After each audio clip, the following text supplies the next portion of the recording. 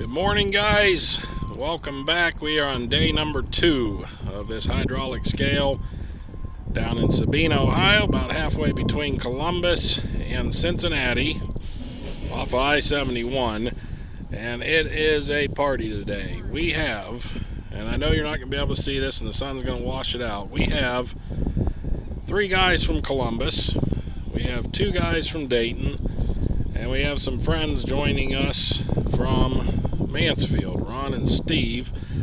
I know that every branch has people in it that know how to work on hydraulic scales.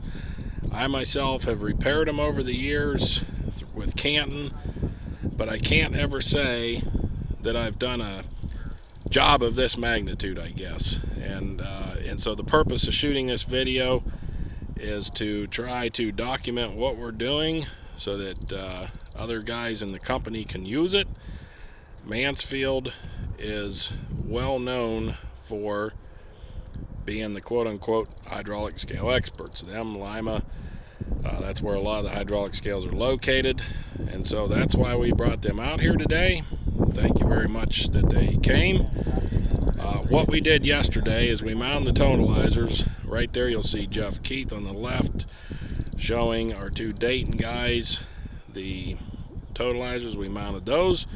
We ran Carflex, and we ran all the copper lines. Today we're going to terminate the copper lines. We're going to purge the hydraulic system, and hopefully this thing works. So just to recap, it's a multi-platform scale, and you have up here, I will try to point to it, bear with me, the sun's washing me out. You have the steer axle scale, the drive tire axle scale, and then this is the trailer axles.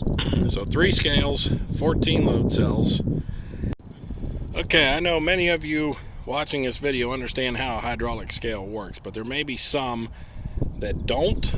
So I'm going to give you a quick layman's version of how these things work. So basically what we're looking at here is a hydraulic load cell.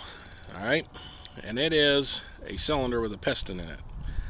The weight of the scale pushes down on that piston, and that force is transmitted into the hydraulic fluid underneath of the piston.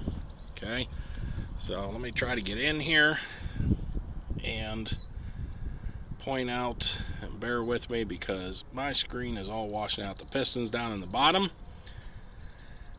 That force is transmitted through this line over to the totalizer. Each load cell is connected to this totalizer. You can see the 6 lines, input lines, and you can see they call this the Christmas tree. And load cell 1, 2, 3, and all the way on up. The combined forces from all 6 of the load cells that are connected to this totalizer apply pressure to this electronic load cell right here, which is then fed through our wiring up to the scale house to the GSE indicator. And that's kind of how it works. So what we're going to do today is we are going to terminate all these lines, both in here in the totalizer and out of the load cells. And here is the fittings that we're going to use.